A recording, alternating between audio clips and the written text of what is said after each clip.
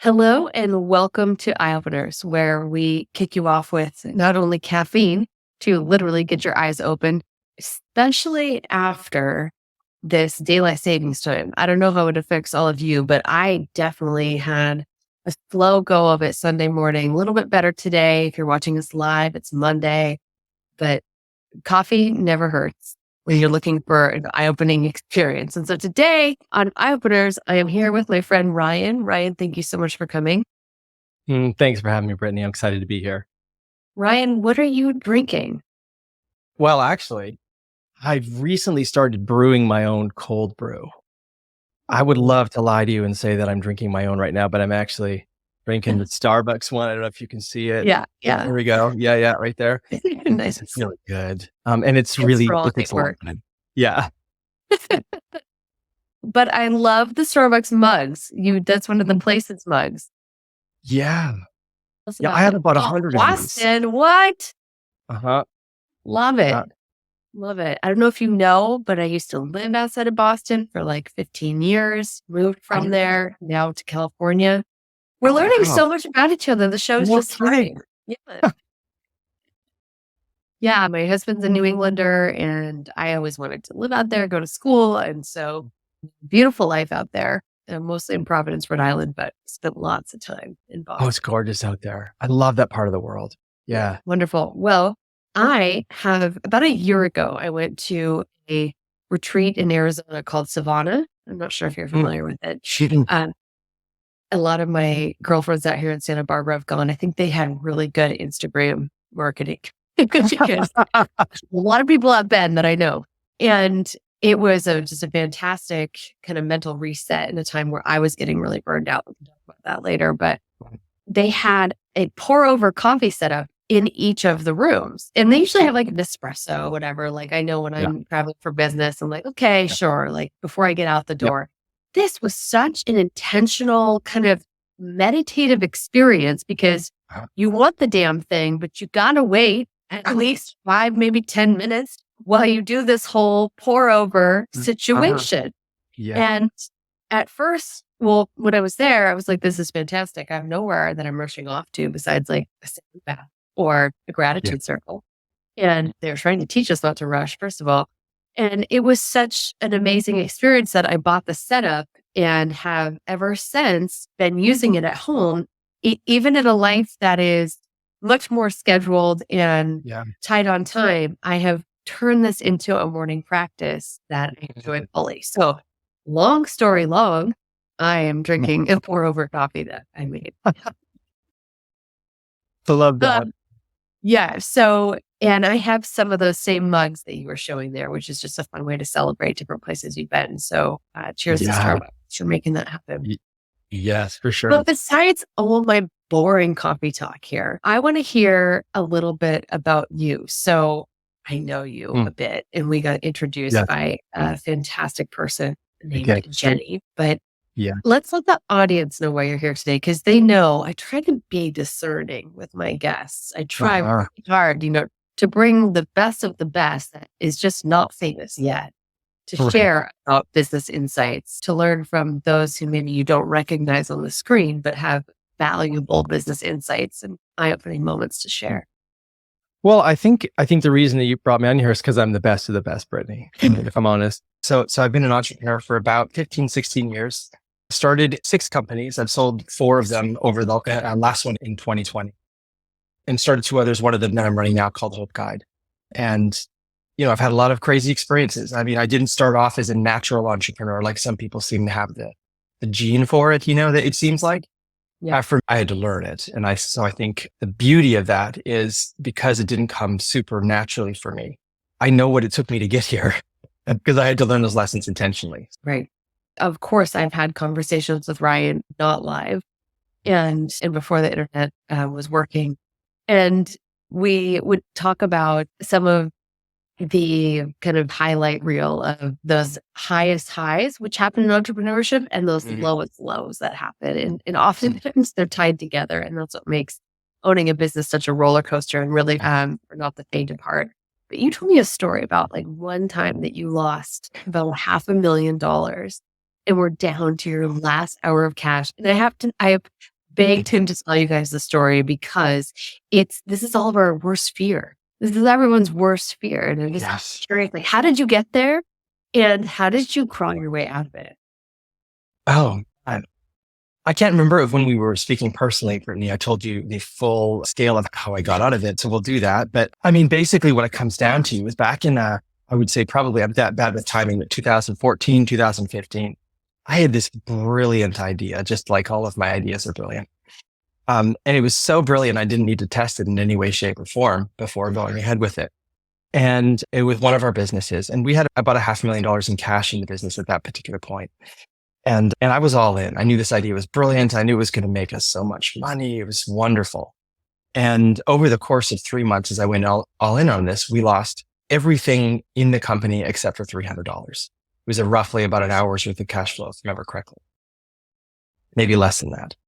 And I hadn't taken a salary that entire 3 months because I could see my spend was going to be a lot. And, I learned some lessons, and we can get into that if you'd like, but that's what brought me to the place of thinking, oh my goodness, like we might be out of money. We had some personal cash we could bring in, but that, at the spend rate, that wasn't going to last very long. And I thought that might have been the end of my entrepreneurial journey at that particular moment. And so it's interesting the way that we got out of it, because it's a little bit of a spiritual story. Hope that's okay. Because in times of distress, I start needing external resources that I can access. What can I do to help me to get out of this? And so I was kind of like I literally have an hour. So I literally went down to the river to pray because I feel moved. I feel connected to nature and the ineffable, the great mystery when I'm by water moving. So I went down to the river to pray, and I was like, what am I supposed to do? Because I haven't got paid in 3 months. I have to pay a team, and I have a pretty big payroll. And I was out of ideas because I went all in on this really bad idea. And ultimately what happened is I heard this voice kind of in my head say, you're doing this and I want you to do this. And it was this idea of like, you're trying to hold on to everything so tight and control everything. And you need to let go. And so in this particular case, what that meant to me is I needed to make a commitment to make a substantial donation to an organization that we believed in that helped children and widows in Africa. And so I made that commitment, but I knew that I needed to make that commitment publicly so I didn't get out of it because I knew that I'd feel tempted to get out of it. That's interesting. And so, right, because I needed the accountability. Like sometimes you do it for show, like, oh, well, we want people to know we're good people or something. No, it's not the motivation. I wanted people to say, hey, you promised you were going to give that money? And so it wasn't like a ton, but it was, I think our minimum was $30,000 and it was going to scale up to an unlimited amount based on an event we were doing. But we promised a minimum of $30,000. And because I knew I needed to change my perspective, and I was sitting from a place of loss and of I don't have enough and scarcity. And so we had an event that was about to go live. I think it was the next day. And when that event went live, ended up being our most successful event to date. And we ended up making every penny of that $500,000 back, plus some. Yeah, now that the event lasted 5 days, but over the course of 5 days, we made every penny of that back, plus some. And that's after our pledge that we made to the other organization. And so I was like, well, I'm going to go down to the river to pray more often. Ryan, you're onto something that is super important. I was literally just on a call with some very, very high level other executive coaches, consultants that, work with executive teams, whatever. And so much of what we were just talking about was mindset. Yes. And feeling like that's what can set you apart from other business owners is not that you have this incredible set of knowledge that makes you superior, but it's like this resilience or this like inner strength. And part of that comes with like that mindset that you just described, like not coming from a place of scarcity all the time and being able to transition that, having that faith or that abundance, right? That the universe has taken care of me before. How will it take care of me again? Yes. And again, you said, is it okay to be like spiritual about this? But I think the truth is maybe that's the path. Like when we pretend like there's nothing mystical about what's going on, I think that's when we actually miss the point, or when we miss the opportunities, or we don't actually see everything that's available to us. And so, like you said, when you were in that place, and you were kind of calling upon that energy to show up for you, it did. What would be possible, right? If we stayed in that place, in that mindset, and stayed open to that more often. Yeah. And so we had touched on this subject earlier about burnout, but, like you said, you've been through several of these building and selling situations with your companies, but getting to a place where you had been burnt out, how do you get around that? Because I'm going to be totally transparent with you. My husband owns a business. I own a business. I'm helping with both. I work with big companies. Yeah. There are some weeks where I am working way too much and it feels completely overwhelming. And I know other entrepreneurs too who are just burning at both ends. What did you learn from being in those situations yourself, and how do you do it better now? This seems to be a lesson that I've been put on this earth to learn over and over and over again. And I learned something and then I sort of unlearn it and then I learn it again. And I keep learning to do it better and better. The first time I learned that lesson, we had sold one company. We were running two others at the time, a few months away from starting another one. And I was a terrible entrepreneur. I didn't really know what I was doing. And so that I was compensating for that by doing everything myself. I wasn't trusting the people that I had hired. I didn't have good processes in place, processes for you Americans. And I knew that I needed to escape this micromanaging, over controlling kind of nature that I had, which is the reason I was burning out. I wasn't doing things well. I was just working harder. They say work smarter, not harder. I was working harder, not smarter, all the time. So I knew the path, but I wasn't taking it. And so we made a decision. I said to my wife at the time, I said, I think the only way that I'm going to learn the lesson that I need to be the entrepreneur I want to be is to leave the country and leave my local business behind. And there's a few things that I had to do in order to do that. I need to hire some good people. I needed to trust them. I need to have really good processes in place. But I had all of those things. And I need to just trust it's either going to sink or swim, and I'm going to learn a lesson. And so we ended up leaving the country and going to, it was a 1-year trip. We did 32 countries, every continent. Over the course of the year, we moved on average every 3 days. So it really was difficult to run a business, in that environment. Oh, by the way, with 4 children as well. Yes. One of them was 8 months old. It was spotty internet and all that kind of stuff. I'm speechless. I mean, we got 4 kids, like just in one location. It continued until we had 6. Then we kind of stopped for a minute. But I was in Argentina and I said to my team, it was a music school in Vancouver, BC, Canada. I said, listen, I'm going away. Don't talk to me for a month. And that was like the big idea. It was like, let's see how this does for a month. And Brittany, I got to tell you, I was so stressed the whole month. Like it was like, because I just imagined everything was falling apart the whole time, but I was really disciplined for like 3 weeks.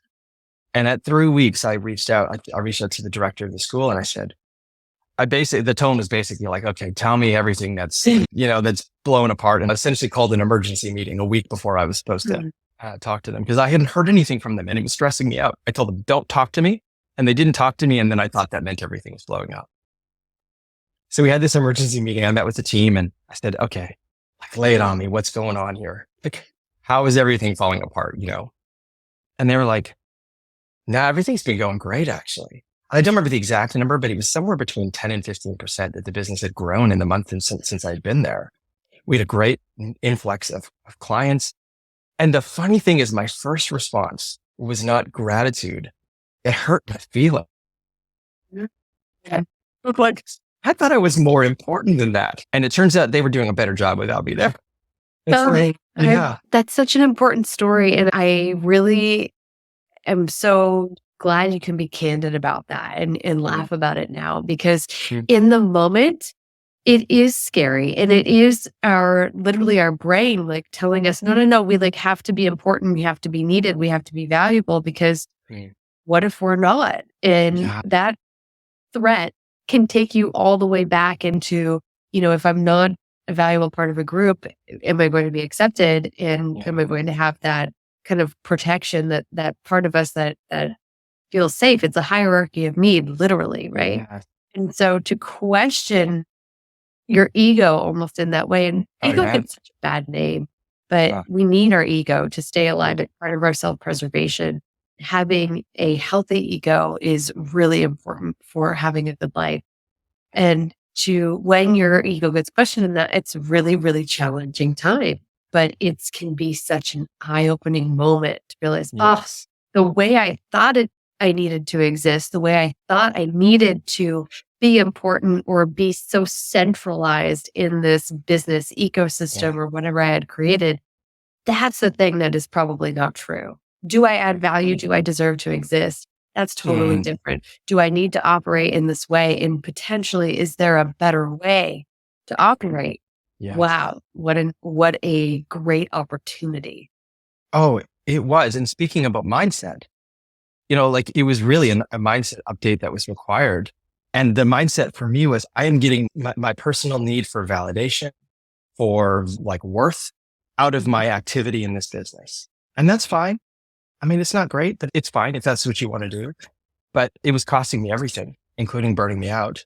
And it wasn't worth it, ultimately.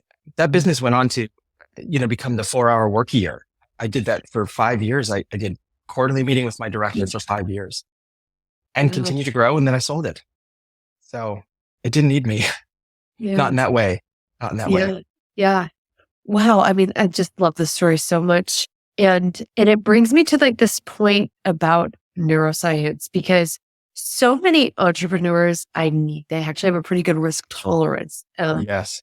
Versus like any like segment of the population. And so I've always been so curious, and I ask people about their stories and what's led them to this place, because there's got to be some patterning that gets us there.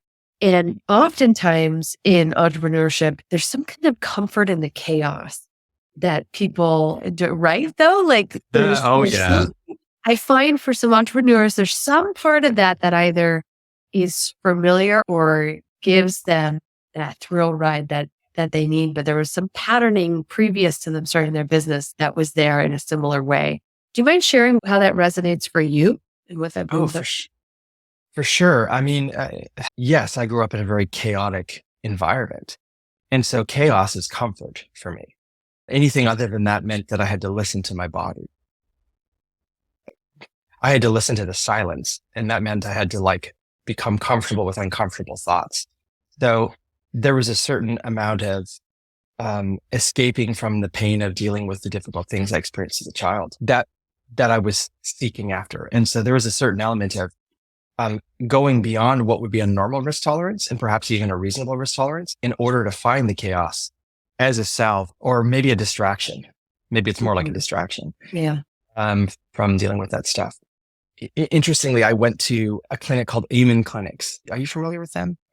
Yeah, they did great work, and they did SPECT scans. And he saw this, he showed me this pattern. He said, this is called the trauma diamond. And he says, you're lit up like a Christmas tree. I was trying to figure out what talking about the brain for those of you who aren't familiar. I'm sorry. Yes. Scan of your brain. He showed you. Yes. It's a SPECT scan of your brain. Yeah. And he says, you're lit up like a Christmas tree on this diagram. He says, by any chance, are you an entrepreneur? And I said, that's a weird question to ask, but yeah, I am an entrepreneur. He's like, I see a lot of entrepreneurs with this pattern. And so back to your point, Brittany, I think that, and I've met a lot of entrepreneurs that we made a decision somewhere along the line because of something we experienced, often as children, that we are never going to be dependent on somebody else the rest of our lives. And the best way to do that in our culture, especially where we're rewarded for it, is to go into entrepreneurship so we have more control over our own future. Right. It's wild. But it can also, again, here's like another eye-opening opportunity to look at that. So like when you were presented with that information, you could maybe see the places where, oh yeah, like I can see the makeup of what led to this, that led to the next, that led to me becoming this serial entrepreneur. And like you said, there's so much of our society and our culture that rewards you for it. Like it's cool to be an entrepreneur right now. It's awesome to pull yourself up by your own bootstraps, but there can also be a dark side to that too. Oh, very much. I mean, for me, I would regularly work 40 hours straight, not sleeping, not eating, having a little bit of water. And I thought I was invincible. I would do that at least once a month, sometimes once a week. Because my thought was, I'm going to get 40 hours in right away. And then I'm going to do 40 hours in the rest of the week. And I'm getting, not 40 hours, more than that. It was more like 60 hours the rest of the week. and I'm getting way more done than anybody else. And it ended up not just burning me out. It had really negative effects over time on my body, on my health, something I dealt with for years. Yeah. So there is a dark side for sure. Yeah. And sometimes we're chasing something that feels, it's almost unattainable because you just keep changing the metric on yourself. Oh, you keep moving, right? The goalpost. And it's like this never ending race that you can find yourself in. And then you just think, now I have to work 120 hours a week to get rid of it. Now I have to do something just even crazier. And that's how we perpetuate this almost like unhealthy cycle with it. And so talk me through how you worked to kind of heal yourself out of that and how it's led to your most recent venture today. Okay.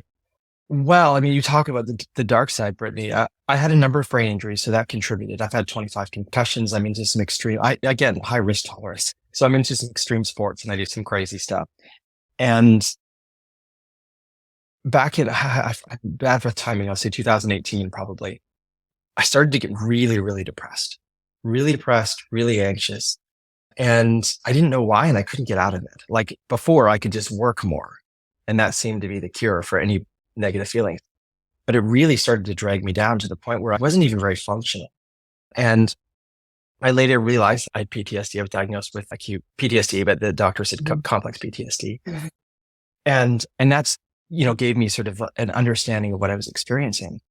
He said to me, you have PTSD. I said, I don't know about that because I didn't go to war, And I said, well, tell me what PTSD is. He started to describe the experience. And I said, but I've never not felt that way. Isn't that like what living is? Like, isn't that just how every human feels? And he's like, no, this is not how every human feels. And but it gave me hope that maybe I could feel better. And so I ended up, I was suicidal, Brittany, every single day and extremely suicidal. I had 6 kids. So I had to figure out how I had to do something different. I couldn't follow that impulse because I didn't want that to transfer to them. And so I said, okay, well, I sold my company, this last company. I have some money. I'm just going to spend, what's the point of having it if you're dead? So I ended up spending $300,000, throwing money at every possible thing I could do to try and figure out a way to heal from this experience so that I could be there for my kids in the way I wanted to. And maybe even have a good life myself, because I was always feeling a sense of danger my entire life. Oh, wow. And so I spent all that time, all that money, and I realized at the end that most of it wasn't even necessary. I was grateful that I had the ability to just throw money at the figure out the problem. But most of that wasn't even really necessary. What I needed was someone to give me some guidance along the way. I needed someone to say, hey, I understand the thing that you're experiencing, and I've taken the time to understand as best as I can your experience. And this is the bridge from point A to point B. I would have saved a lot of time. I would have saved a lot of money, but that's not even the big issue, because I was sitting thinking I was fortunate enough to have the money to solve this problem. But what if I only had $250,000? I probably would have been dead. Or how about so many people, 100,000, 50,000, 20,000, 10,000, or like some people, I have enough for 5 sessions this year. Is that going to be enough for me? Right. The answer is in many cases, it's probably best not to start.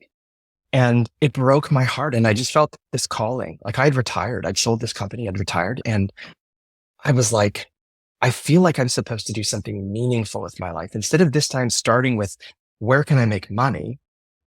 I wanted to start with where can I find meaning? Where's the purpose in the meaning? And so I started a trauma therapy company in Canada, which I've since transitioned to my partner there so I could focus on the company in the US. But that was my first foray into helping people heal from trauma. And now I run an organization called Hope Guide. And our objective is to reduce the barrier of entry for people to heal from trauma so that they don't have to spend $300,000 and spend 5 years or 10 years or 15 or 20 years trying to solve this problem. We're trying to bridge the gap between very good research that's out there.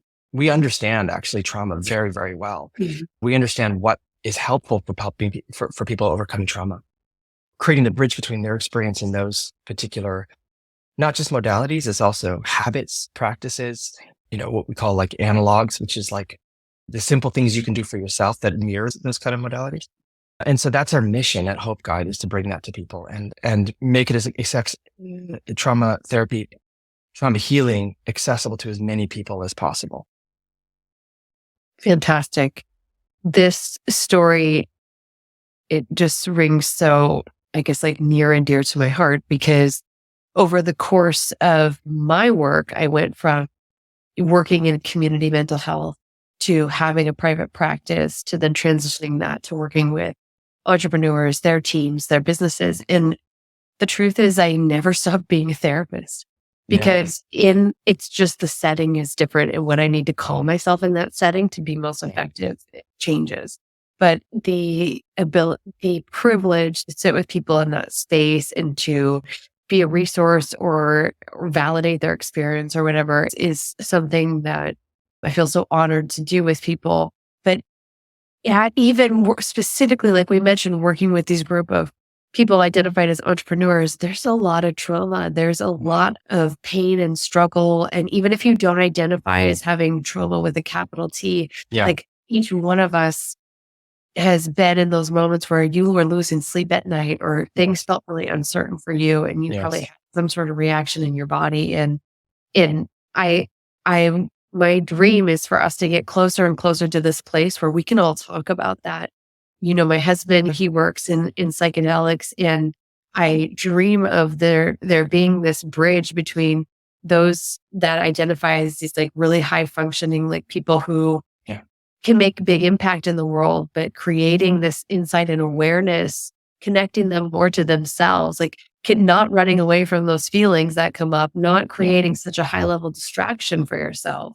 That is either your business, your team, your latest venture, like whatever it is, but actually tapping in to whatever those signals that you're being sent and then like leveraging that. I just think, imagine what we could create in the world if we actually were in resonance, if we were in, like rhythmic attunement with who we are, and maybe with those closest to us, our communities. I just think it could be so amazing. So I'm so excited to feature you here on Eye Openers and have this conversation with you, Ryan, because you have literally taken what you've learned over the years and have now turned it into something that's going to create really great positive impact in the world. And so thank you for being a person of such integrity. Oh, thank you, Brittany. And thank you for the work that you do too. I 100% agree with you on the entrepreneurs, that we have such an opportunity for impact and, helping them to work through trauma it's like a one to many, like it has so much potential to really make a difference in the world. So thank you for doing that. Yeah.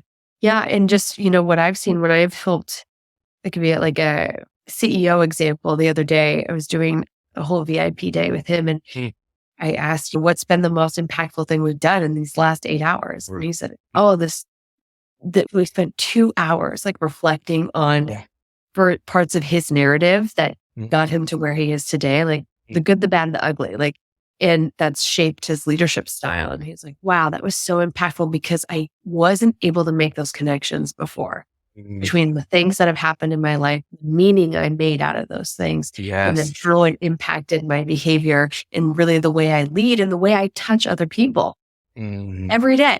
Right. And if we're not even aware of it, if we're not even thinking about it, then we're not conscious about it. Right. So if we can make that connection, and then we stand a chance, right, to have some awareness, be more intentional, be more conscious about the mark we're making in other people's lives. Absolutely. Yeah. Well, again, I'm so grateful for you coming in and sharing, especially about Hope Guide. How can people reach you if they're curious to learn more? They can go to hopeguide.com to learn more about my organization, and they can go to ryanpink.com if they want to learn more about me. Awesome. We'll make sure that is linked in all the show notes, wherever you're seeing this now. If you're watching us live, then you can certainly reach out to my team and we can put you in touch with Ryan as well. Without those of you guys watching and engaging, it would just be me chatting with Ryan, which isn't so bad, or me talking to myself, which, is questionable, but we really, really love that there are people out there interested in this message and engaging with it and helping us spread the good word on eye-opening moments in business and your life. So until next time, thank you all for watching.